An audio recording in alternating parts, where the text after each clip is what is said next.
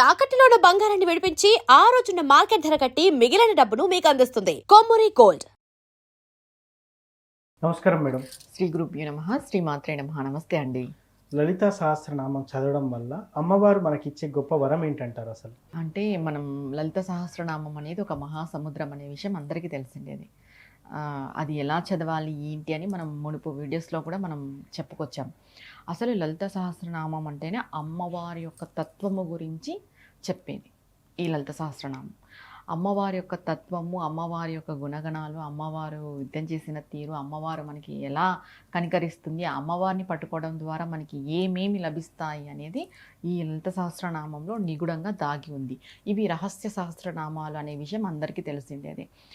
ఈ యొక్క లలిత సహస్రనామాలు పట్టుకొని సాక్షాత్తు ఎవరు ఆయన తాడేపల్లి రాఘవనారాయణ శాస్త్రి గారు అమ్మవారి యొక్క దర్శనమే కలిగింది ఆయనకి. సూపర్. అలాంటిది ఈ వరం పొందలేము అనేదేం లేదు. అన్ని వరాలని ఇచ్చేది అమ్మవారు. చెప్పాలంటే మనకు సౌందర్యలహరిలో ఒక శ్లోకం కూడా ఉంది. అంటే అమ్మవారు ఎప్పుడు కూడా ఒక చేతిలో చెరుకు విల్లు, ఒక చేతిలో పుష్పబాణాలు పట్టుకొని ఉంటుంది, శంకు చక్రాలు పట్టుకొని ఉంటుంది. అమ్మవారు ఏమి అభయహస్తంతో ఉండదు.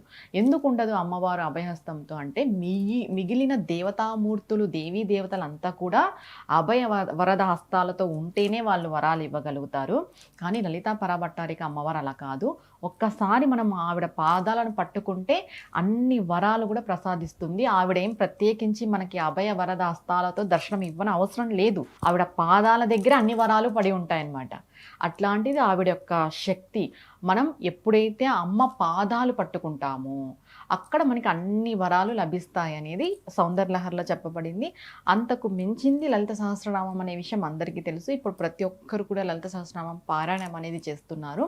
ఈ వరం రాదు అని చెప్పడానికి లేదు. మనం అన్నట్టుగా తాడేపల్లి రాఘవనారాయణ శాస్త్రి గారు అసలు ఆయన జీవిత చరిత్ర చదివితే అర్థమవుతుంది లలిత సహస్రనామాల యొక్క గొప్పతనము, అమ్మవారి యొక్క గొప్పతనం.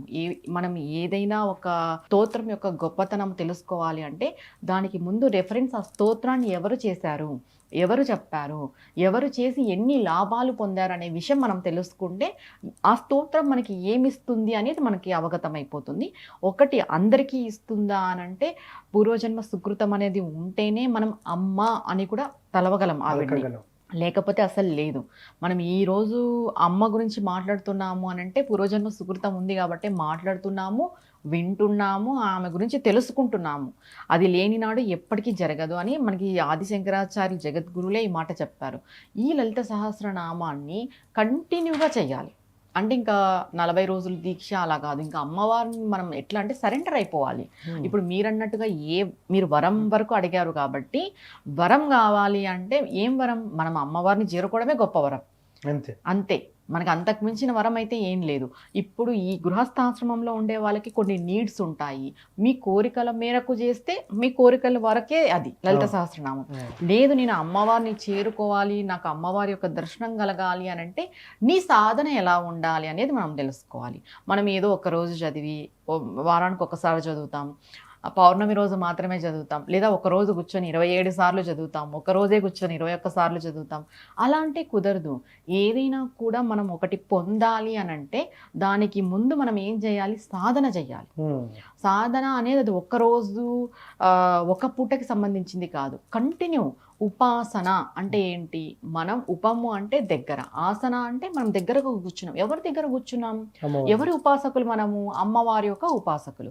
అమ్మవారి దగ్గర మనము ఉన్నప్పుడు మన బిహేవియర్ ఎలా ఉండాలి? ఫస్ట్ మనం ఎలా ఉంటే అమ్మవారి దగ్గర ఉండగలము?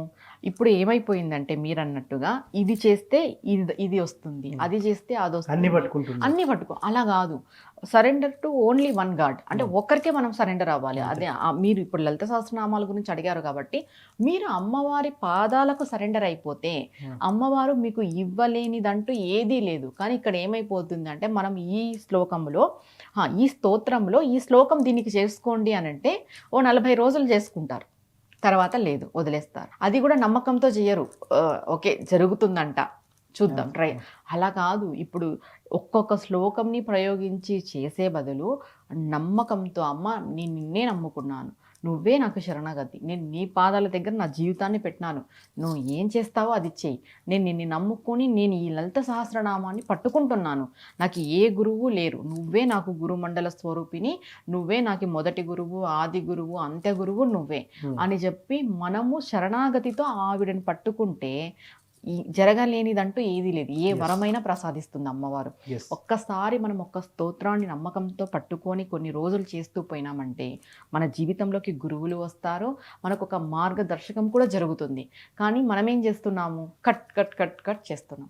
ఈ కటింగ్స్ అనేటివి ఉండకూడదు, Yes. కంటిన్యూ అనేది ఉండాలి. ఇప్పుడు మనం ఈ మాట చెప్పినందుకు ఏమవుతుంది అని అంటే, మేము బిజీ షెడ్యూల్లో ఉన్నాము, జాబ్స్ చేస్తున్నాము, కంటిన్యూ అనేది ఎలా ఉంటుంది అని అడిగే ఆస్కారం కూడా ఉంది. ఒకవేళ మీరు మార్నింగ్ 10కి జాబ్కి వెళ్ళాలి అని అంటే మార్నింగ్ 8కి లేకోకున్నట్టు మార్నింగ్ 4కో 5కో లేసి చేసుకోవాలి. Yes. మనం ఒకటి పొందాలి అనుకున్నప్పుడు అమ్మవారి యొక్క సాక్షాత్కారం నీకు కావాలి, అమ్మవారి యొక్క దర్శనం నీకు కావాలి, నువ్వు అమ్మవారితో సంభాషించడం కూడా నీకు కావాలి, అంటే మాట్లాడడం కూడా నీకు కావాలి. అమ్మవారు నీకు వరాలను ప్రసాదించాలి, నీకున్న కోరికలు తీర్చాలి, దాని తర్వాత మోక్షాన్ని కూడా ప్రసాదించాలి. ఇవన్నీ ప్రతి ఒక్కరు కోరుకుంటారు. ఇవన్నీ కోరుకున్నప్పుడు మనం 1 గంట ముందు లేవాలి. Yes. మనం కూడా కొన్ని సాక్రిఫైస్ చేసుకోవాలి. ఇప్పుడు నువ్వు నిద్ర తగ్గించుకోవాలి, నువ్వు డైలీ సాధన చేయాలి అని అంటే నువ్వు నీకున్న బిజీ షెడ్యూల్ అంటే అనవసరమైన ఫోన్ కాల్స్ ఇవన్నీ కూడా తగ్గించుకోవాలి.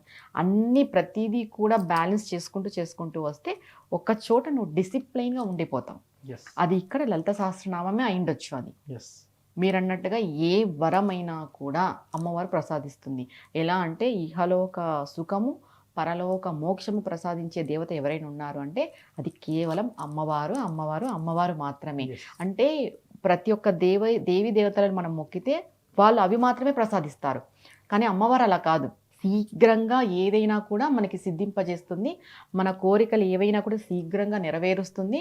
తర్వాత ఆమె దర్శనం కూడా మనం గట్టిగా ఆమెను నమ్మి చేస్తే ఆమె దర్శనం కూడా మనకు కలుగుతుంది. అంతేకాకోకున్నట్టు మీరన్నట్టుగా అన్ని వరాలు కూడా అమ్మవారు ప్రసాదిస్తుంది. సో ముఖ్యంగా లలితాదేవి అమ్మవారిను ఎలాంటి వరాలు ఇస్తుంది, ఆమెను ఉపాసన చేస్తే అంటే చాలా చక్కగా చెప్పున్నారు మేడం. ధన్యవాదాలు. నమస్తే అండి.